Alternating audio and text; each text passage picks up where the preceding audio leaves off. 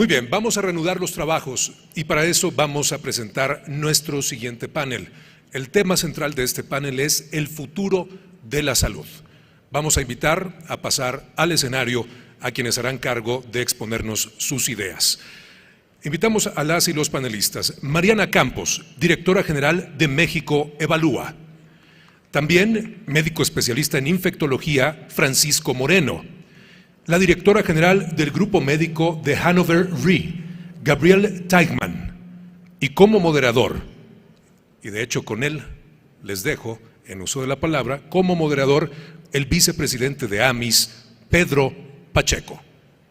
Bienvenidas, bienvenidos, un fuerte aplauso para ellas, para ellos. Creo que estamos al revés. Y con Pedro Pacheco comenzamos.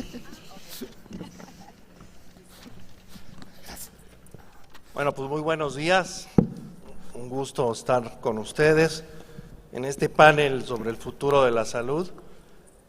Tengo el honor de ser el moderador junto a 3 expertos en esta industria de la salud, que yo diría más que industria es uno de los temas macroeconómicos y microeconómicos que están presentes siempre en nuestras vidas, en la vida de las empresas y en la vida de la economía de un país. Yo quiero agradecer a José María, que estaba en el panel anterior, que hizo una mención con respecto al tema del clima. En muchas asociaciones internacionales yo había escuchado el tema de cómo el clima se estaba empezando a involucrar en temas de riesgos de personas, es decir, en temas de muerte, en temas de enfermedades. La verdad no lo había entendido hasta que alguien me explicó incluso que existe migración de insectos, es decir, que eso está generando pues un tema bastante complejo para la aparición de algunas enfermedades que no son comunes en algunas zonas y que empiezan a complicar incluso la atención y la solución rápida para cada una de ellas. En el documento que nuestro presidente Juan Patricio Riverol presentó en la mañana de México Asegurado, donde están las propuestas para 2024-2030, que es un documento que yo les recomiendo profundicemos en nuestro análisis diario de los retos que tenemos. El número 1 se puso el tema de la salud y el acceso a salud de calidad, que eso tiene pues una complicación muy particular. Hoy tenemos aquí tres expertos que nos harán con sus conocimientos una opinión muy calificada de dónde ven ellos las oportunidades y los retos. Hablando particularmente de México, pues sabemos que tenemos todavía un reto enorme para tener acceso a la salud para todos los mexicanos. Se tienen instituciones de seguridad social y tenemos obviamente la presencia de nosotros como aseguradoras que otorgamos coberturas de gastos médicos, de salud y de accidentes personales, pero la realidad es que tenemos por delante todavía un reto muy fuerte para poder tener una penetración mayor y complementar, que yo creo que eso es uno de los retos que tenemos, las coberturas. Los sistemas de salud son distintos a nivel mundial, tienen diferentes retos, pero tenemos que estar conscientes que en México tenemos una brecha importante que cubrir de aquí en adelante. Algo que sí yo quiero resaltar, acabamos de salir de la pandemia de COVID hace poquito más de 2 años y es el evento que más impacto ha tenido a la industria aseguradora, pero también quiero reforzar que aún habiendo tenido COVID y habiendo tenido al poquito tiempo un huracán categoría 5 en Acapulco, 2 eventos que son de los más grandes que ha tenido la industria en los últimos 5 años, la solvencia de nuestro sector está a nivel 3, es decir, con eso creo que debemos de estar orgullosos de estar en una industria que hace frente a esto. Así que sin más, voy a ir aquí haciendo las preguntas correspondientes para ir dando entrada al panel y tener la oportunidad de que nuestros expertos nos den sus opiniones. Bueno, la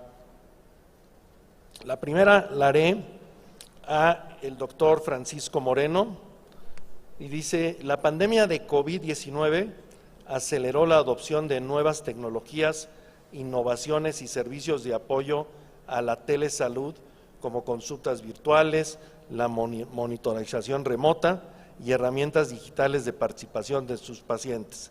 En su opinión, ¿cómo evolucionará la atención médica en México a partir de la integración de estas innovaciones y las herramientas digitales, y qué implicaciones tendrán en los prestadores de servicios médicos y en los seguros? Bueno, antes que nada, gracias por la invitación. Si algo bueno deja la pandemia, que hay muy poco bueno que rescatar, dimos un avance en tecnología. Probablemente la medicina del 2050 la vamos a vivir en el 2030 y 2035. Pero aquí lo importante es entender que lo que buscamos todos los seres humanos es vivir más, vivir bien y que nos cueste menos la salud. Esa es la carrera. Y hay tres corredores. Uno es la tecnología, salió disparado, va a un ritmo vertiginoso. El segundo es el acceso a la salud a todos. Es decir, que ese que va ganando no le saque mucha ventaja, porque si no, nada más unos cuantos van a recibir esa tecnología de la que estamos hablando.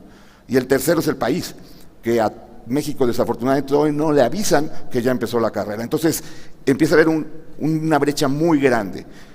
Tenemos en este momento opciones para hacer una medicina totalmente diferente a la que estamos acostumbrados. La medicina va a cambiar.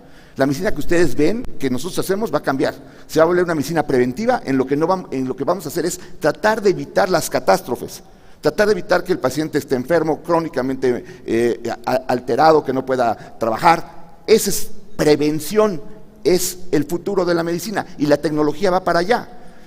Lo podemos ver incluso en la misma pandemia. La tecnología hizo que una prueba que había, que era PCR y que tardaba 7 días al principio de la pandemia, ahora ustedes se puedan ir a una farmacia y se la hagan y cueste 150 pesos. Es decir, tenemos que hacer accesible todo este avance, en donde va a haber vacunas contra el cáncer, en donde va a haber medicamentos antibióticos que van a poder combatir las bacterias multidrogoresistentes, va a haber terapias genéticas, va a haber un avance enorme. ¿Cuál es el problema? Que la brecha en salud sigue haciéndose grande. Y segundo, que a México no le interesa ahorita medicina preventiva. ¿Por qué? Porque esa medicina no luce. Es hacer algo para que haya un cambio en 20 años. Entonces aquí el reto va a ser de todos. Entender que esto tiene que cambiar, que tenemos que trabajar para que, sobre todo las generaciones de abajo, puedan vivir mejor, teniendo una mejor calidad de vida, prevenir enfermedades y no estar en busca del problema. La tecnología está haciendo su trabajo. La brecha en salud se está aumentando y desafortunadamente nuestro país está viendo para el otro lado. Gracias, doctor. La siguiente pregunta es para Mariana Campos. Dice, en México existe una brecha de protección de salud importante. Como se comentó en la OCDE para el 2023, considerando los datos de México, el 72% de la población está cubierta y solamente el 57% de las personas se sintieron satisfechas con la disponibilidad de servicios de salud de calidad. Adicionalmente, se espera que esta brecha pueda empeorar debido al aumento de la longevidad, al envejecimiento obvio de la población y la prevalencia de enfermedades crónicos degenerativas. Ante este panorama, ¿qué políticas públicas consideras deben impulsarse para coadyuvar a cerrar esta brecha en el futuro cercano? Muchas gracias por la invitación, gracias por la pregunta. Pues estamos, yo creo que viviendo años muy retadores en el sector salud, con un énfasis en el sector público. Yo creo que se ha dado por distintas razones, una de ellas es la fallida transición del Seguro Popular hacia el INSABI, y ahora se intenta corregir con el IMSS Bienestar, pero a lo largo de este camino pues han ampliado estas brechas, ¿no? El gasto per cápita de los distintos sistemas públicos pues ha caído para las personas que no cuentan con seguridad social y se ha elevado poco para las personas que sí tienen seguridad social, ¿no? Se ha elevado de manera insuficiente. Entonces, los problemas, digamos, tenemos los problemas de antaño, estructurales, con un gasto total de salud bajo, con un gasto público tremendamente bajo. Se dice por ahí que hay que gastar 6.6% del PIB en salud, solamente en la parte pública. México gasta entre 2.5 y 3%. y nuestro rezago es de varios puntos del PIB en relación a los países de América Latina, como Brasil, Argentina, Chile, con los que nos podemos comparar. Entonces, nuestro rezago, obviamente, con el primer mundo es tremendo, pero con los países que también enfrentan retos serios de corrupción, de desigualdad, en materia de desarrollo, disponibilidad de recursos públicos, nuestro rezago también es muy considerable, ¿no? Entonces tenemos ese reto que ha estado ahí siempre y luego tenemos este otro reto de una transición que era muy importante porque ahí se atiende a la mayor parte de la población mexicana, ¿no? Entonces, lo que nosotros en la práctica hemos observado es un achicamiento de la atención de la salud en el sector público. Creo que esto nos plantea desafíos, pero también oportunidades, especialmente para el sector privado. Yo creo que es indispensable pensar en la seguridad social universal en México. Si uno lee los grandes textos y obras de los premios Nobel en Economía y uno de ellos Acemoglu, que creó un libro que es famosísimo, que te dice por qué algunas naciones fracasan. Y básicamente fracasan por el diseño de algunas instituciones, y cuando estas instituciones no son universales o no son democráticas para toda la población. Y yo creo que ahí tenemos que repensar el seguro de salud público. Es decir, tenemos que ver cómo financiar a las personas que no cuentan con un patrón y que no están aportando a su seguridad social y a su seguro de salud, ¿no? Es un tema de seguros, ustedes le saben mejor que yo, y tenemos que pensar en ese financiamiento, porque lo que está sucediendo es que es imposible financiar un sistema que no fue previsto, ¿no? Entonces se crean esquemas que no son funcionales y hay que hacerlos funcionales. Entonces, creo que repensar el financiamiento de las personas que no tienen seguridad social en México es indispensable. Creo que también, al no tener un presupuesto suficiente, no estamos haciendo el énfasis adecuado en prevención. Ya nos agarraron las enfermedades crónicas, ¿no? Ya tenemos a una población, 80% de las personas entre 30 y 60 años tienen sobrepeso y obesidad. Entonces, ya tenemos las enfermedades crónicas encima.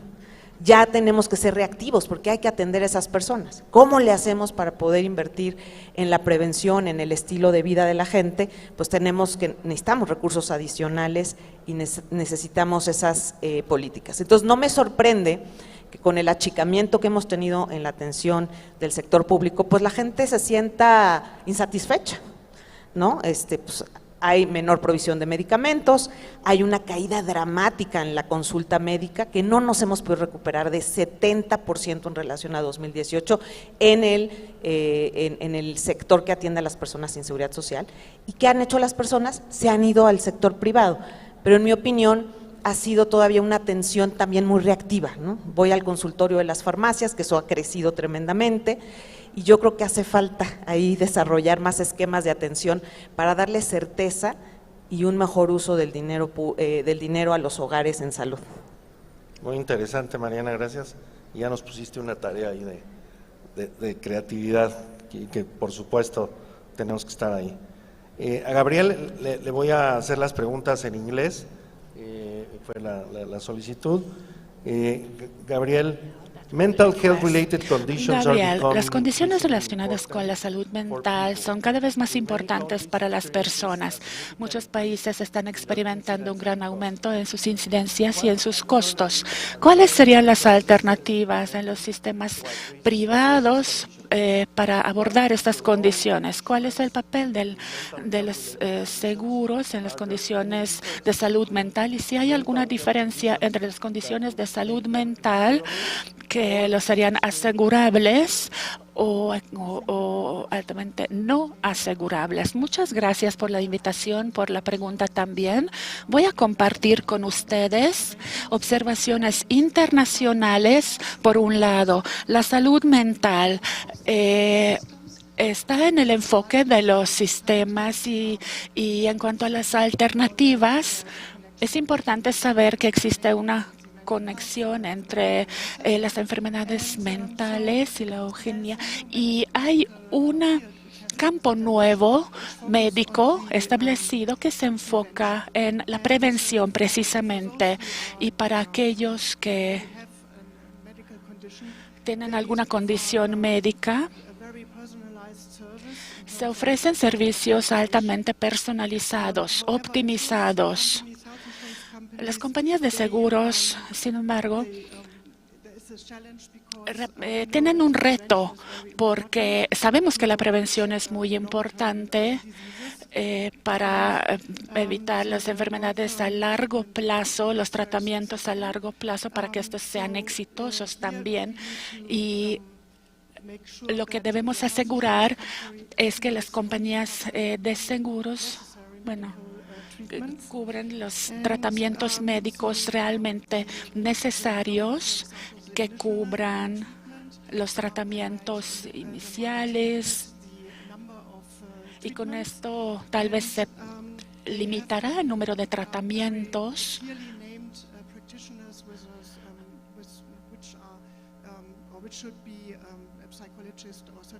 Debe haber especialistas, psiquiatras, psicólogos involucrados en todo el proceso de atención. Y en cuanto a los tratamientos a largo plazo, las compañías de seguros tienen que obviamente dar su consentimiento para cubrir estos tratamientos a largo plazo antes de iniciarlos. Y las alternativas posibles que se pueden observar ya hoy en día en términos de que, tienen un límite en el número de tratamientos y realmente son algo bastante básico y general. Lo que queremos ofrecer como alternativas son, por ejemplo, las aplicaciones en los dispositivos inteligentes para mejorar el acceso a los tratamientos y tratamientos personalizados.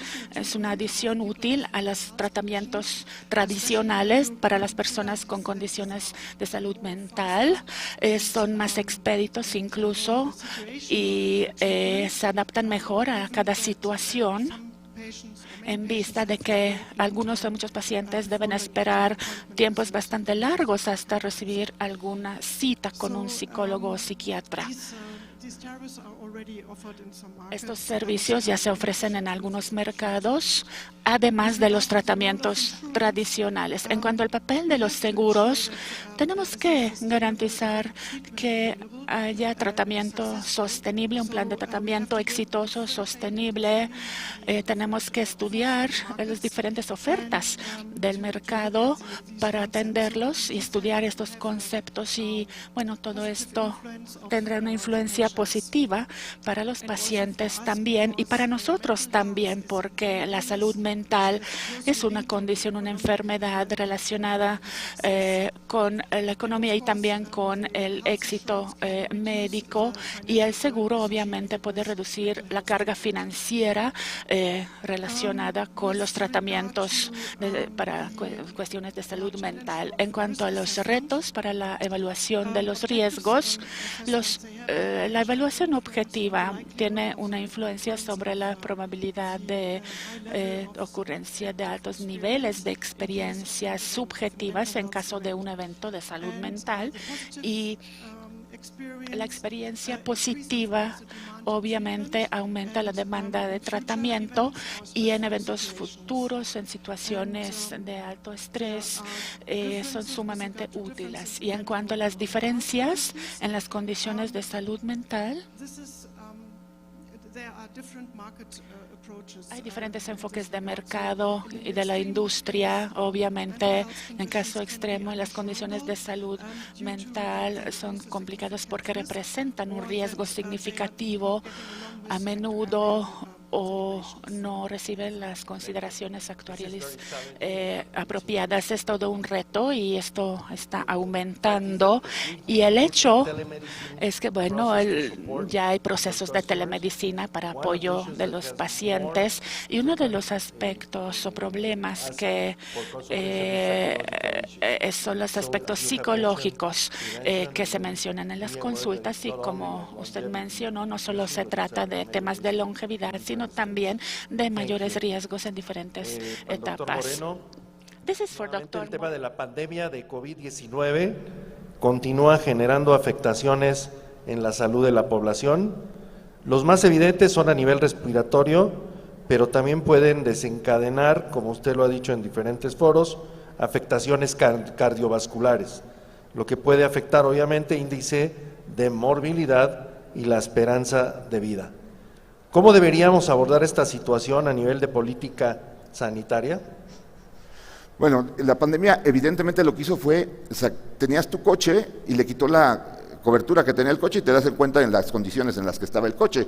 Y nos encontramos un coche que ya estaba pues mal atendido, mal cuidado, no se le había hecho cambio de aceite y de repente lo tienes que poner a correr a toda velocidad.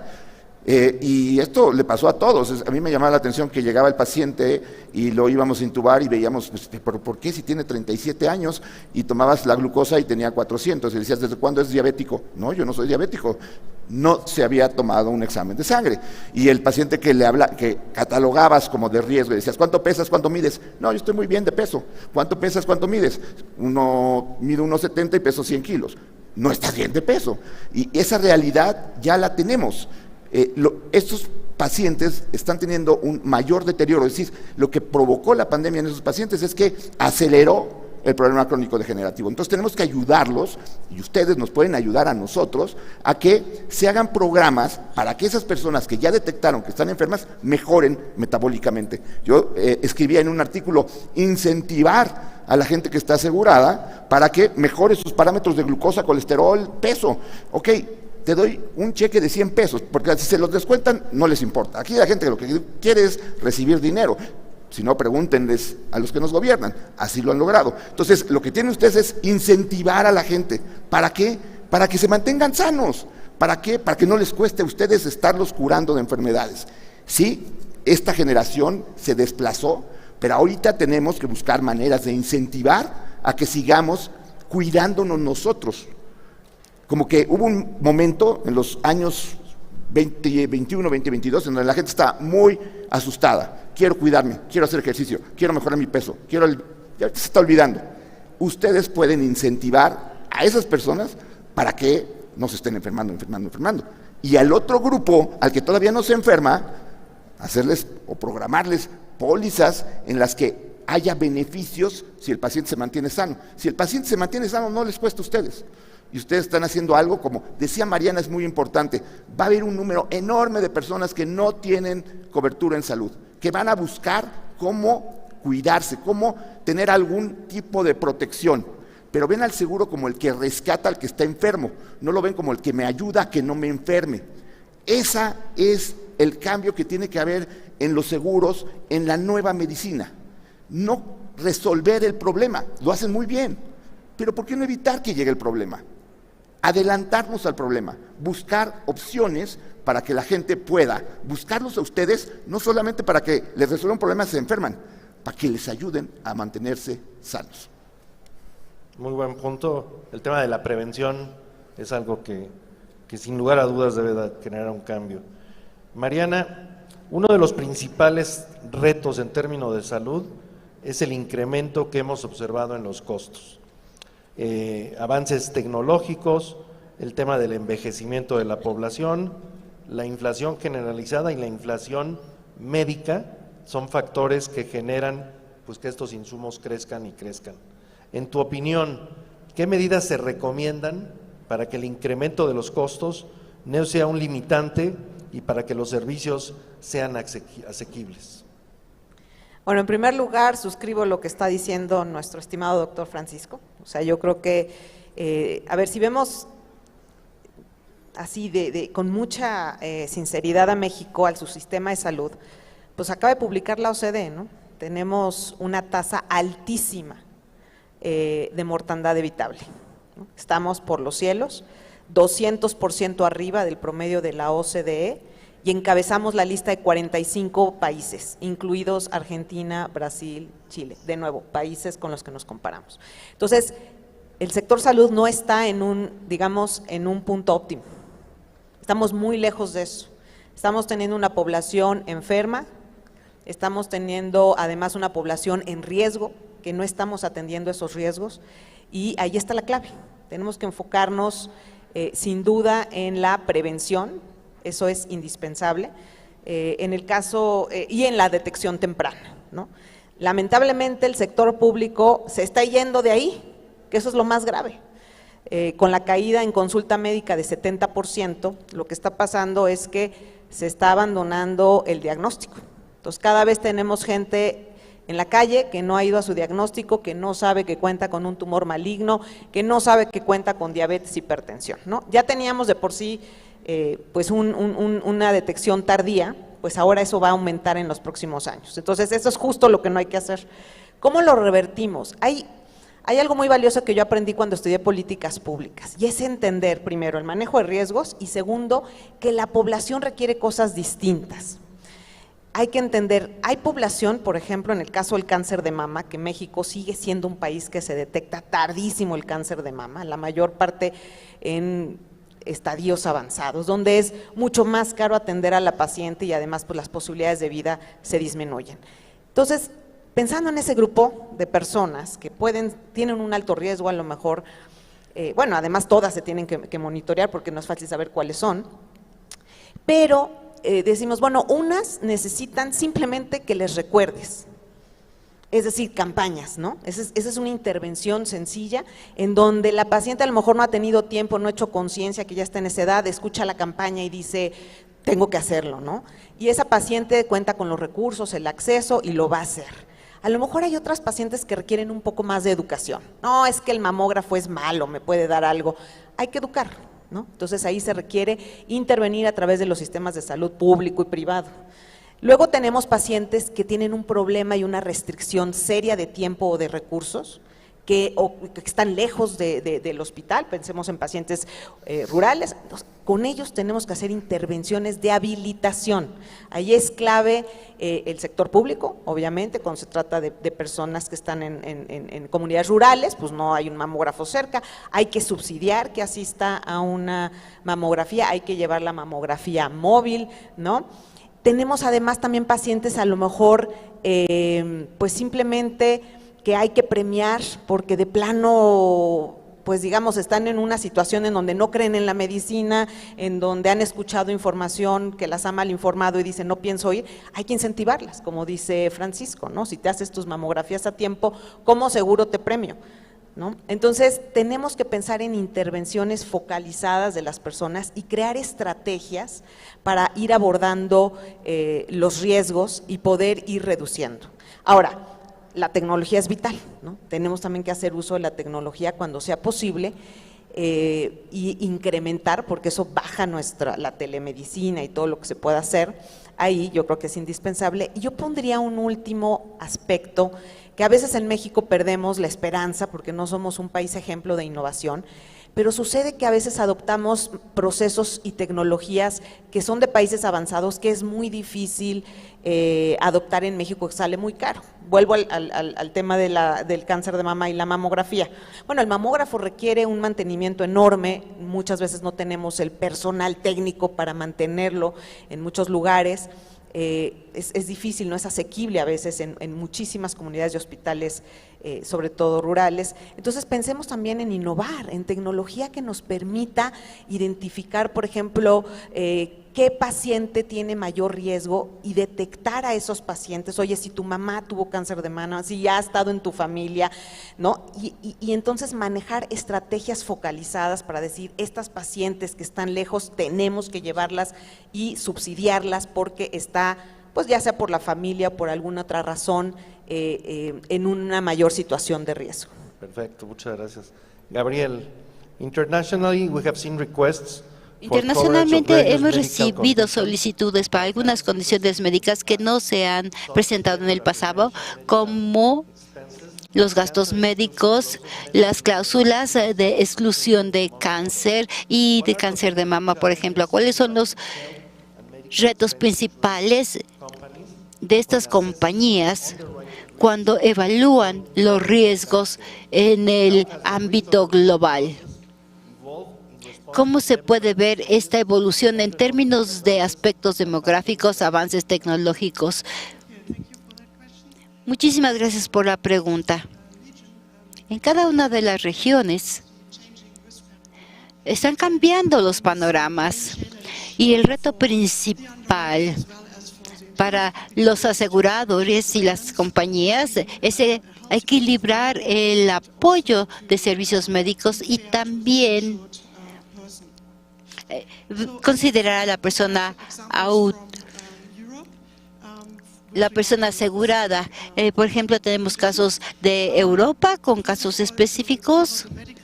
Primero es el pago de la enfermedad en Europa. No es un problema, a menos que haya algo que aparezca y se tome una decisión diferente sobre la cláusula de exclusión. En este tipo de agenda, la FEMKEA quisiera presentarles cómo los seguros médicos están reaccionando con extrema precaución, porque sabemos que es importante mencionar que tenemos que evitar las secuelas psicológicas,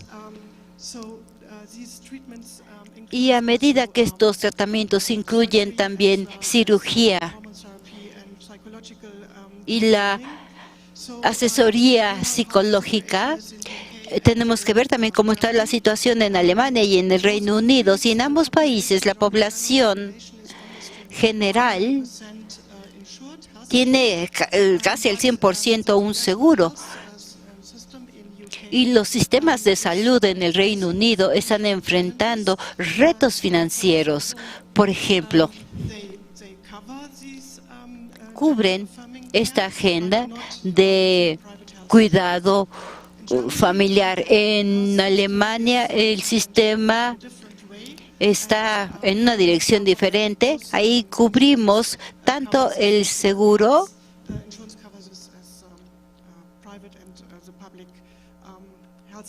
y también se incluyen los seguros privados y los públicos. Algo que quisiera mencionar también, porque este tema es muy candente y lo tengo siempre sobre mi escritorio. Esto es algo.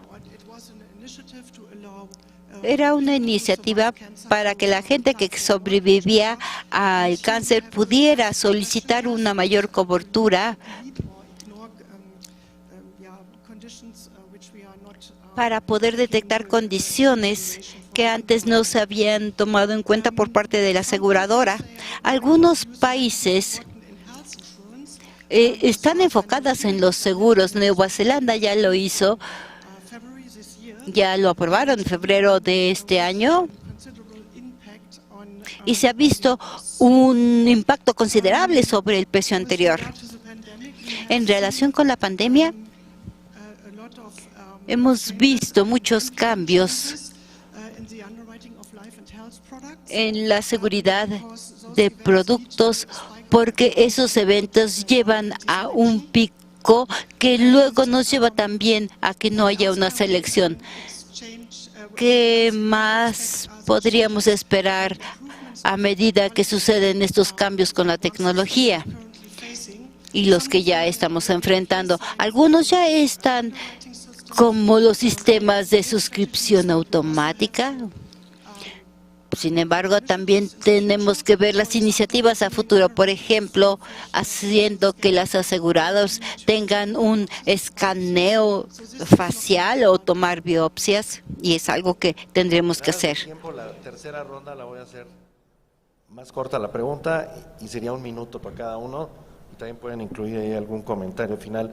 El doctor Moreno, ¿cómo pueden colaborar conjuntamente prestadores de salud privados y las aseguradoras para hacer posible que se haga un incremento en el uso adecuado de seguros de salud y de gastos médicos? Bueno, lo primero, antes darles las gracias a muchos de los que están aquí porque salvaron vidas. Si no hubiera sido por los seguros de gastos médicos, muchos enfermos hubieran muerto. Y de veras, gracias, porque fue un trabajo de ustedes, del paciente, de la familia y de nosotros. Si no, este círculo no lo hubiéramos podido hacer. Entonces, lo que a veces me cuesta trabajo entender es que todos buscamos lo mismo, la salud del paciente, que el paciente esté bien. Me llama la atención y me preocupa que en mi consulta cada vez llegan más pacientes que me dicen, yo ya no me alcanza para pagar mi seguro y como estoy bien, ya no lo voy a pagar. Y el que está mal lo quiere seguir pagando porque le reditúa el tener seguro. Si no se cambia esa mentalidad, estamos en problemas. Nos va a pasar lo que a Kodak. No cambió a momento. Ustedes tienen que cambiar, tienen que buscar cómo sus clientes tengan educación, tengan cuidado preventivo. ¿Cómo cubrir eso? ¿Cómo ayudar a que eso tenga un incentivo? ¿Para qué? Para que tengan personas sanas que cubran su seguro y que quieran seguir teniendo su seguro. Muchas gracias. Mariana, pues ya comentamos que el gasto de bolsillo es de los más altos, el que tiene México. ¿Qué esquema propondrías para disminuir este tipo de gasto de bolsillo? Bueno, yo creo que en conjunto tiene que haber un trabajo tanto público como privado, ¿no? El ideal, ¿no? Cuando uno ve a Europa, Alemania, que tenemos aquí a alguien de allá, piensa uno en estos seguros universales, como el que yo comentaba en un principio, padrísimo, ¿no? Pero estamos muy lejos de poder tenerlo, ¿no? Ya este gobierno prefirió atender el tema de las pensiones y ya traemos una carga fiscal enorme, un déficit fiscal no visto en 3 décadas en México, ¿no? Entonces el espacio fiscal se cerró, veo muy difícil pensar cuándo vienen los recursos para ese seguro universal. Yo creo que hay un llamado enorme al sector privado. Antes 46% de las personas ya tenían cierta atención en el sector privado, esto aumentó a 60% entre 2018 y 2022. Tenemos además un aumento dramático en el gasto de bolsillo. Esto especialmente grave en las personas de menos recursos, y lo que estas personas requieren, bueno, y también en el gasto catastrófico, que ese es distinto. El catastrófico se duplicó, que es cuando el hogar gasta 30% de su ingreso disponible en un asunto de salud. Entonces, las personas requieren certidumbre y ustedes creo que son los expertos en entender sobre certezas, ¿no? Y yo creo que ambas partes requieren esa certeza, tanto los hogares como los proveedores de servicio, las aseguradoras. Pero yo creo que nunca había habido un llamado tan grande. El reto, ¿saben en qué está? En la narrativa política y en lo que muchos, quizás en la cultura de los mexicanos y en las autoridades que tenemos actuales, hay hay un prejuicio hacia la participación privada. Entonces creo que va a ser muy importante trabajar en la integridad y en la transparencia de los esquemas de asociación público-privada para la atención de la salud. Muchas gracias. Y Gabriel, data and predictive analysis, which is now the trend, how's your opinion about how this can influence the process of underwriting medical insurance risks? Yeah, so first of all, we have to think about what kind of data we are talking about. And for example, as you know, smartwatches, they are able to look at the real-time physical information, such as blood pressure and oxygen levels and sleep patterns and so on. And it depends highly on the market what the person insured is willing to share of this data. But with this information, we can get a holistic view of this personal individual. Data protection differs a lot in the various markets. Esto ya ha existido en muchos mercados y, por ejemplo, en Estados Unidos, cuando ves Apple Pay, también puedes ver lo que compra la gente, qué tipo de alimentos compras. Y, por lo tanto, aquí tendríamos un perfil individual de salud de las personas. En el pasado le ponían muy poca atención, pero esto también debe de estar dentro del enfoque de las aseguradoras, además de la información tradicional que teníamos de diagnósticos y exámenes. En el pasado, todo este conjunto de datos era casi imposible. Sin embargo, ahora tenemos esta tecnología nueva que cada vez tendremos más disponible. Con esta tecnología hemos podido calcular las primas y podemos calcular también el riesgo de una persona. Y también para que las personas sepan cuál es la ventaja de estar aseguradas, debido a que tenemos primas que son muy altas y que no son atractivas para el mercado. Aquí lo que tendríamos que hacer es bajar las primas en los mercados. Apple y Amazon En términos de datos disponibles, están creando un conjunto de datos y probablemente ya están en posesión de diseñar algo digital. Hace 2 años anunciaron que iban a entrar a los mercados de los seguros para ver si podían encontrar un lugar en donde fueran bastante competitivos. Y como ejemplo de los análisis predictivos, estos también son muy importantes, pero dependen de la calidad de los datos. Sin embargo, pueden haber modelos predictivos muy buenos y también utilizar estos procesos automáticos en donde el solicitante puede tomar una decisión en cuestión de minutos. Los retos son que las compañías deben de preparar infraestructura y también capacitar a su personal en cuanto a protección de datos, y también algo muy básico, muy esencial, es la normatividad. Agradecerles sus conocimientos, sus puntos de vista. Muchas gracias. Así es, muchas gracias a nuestros panelistas y también muchas gracias a Pedro Pacheco, quien en este momento les hace entrega de un reconocimiento por su participación.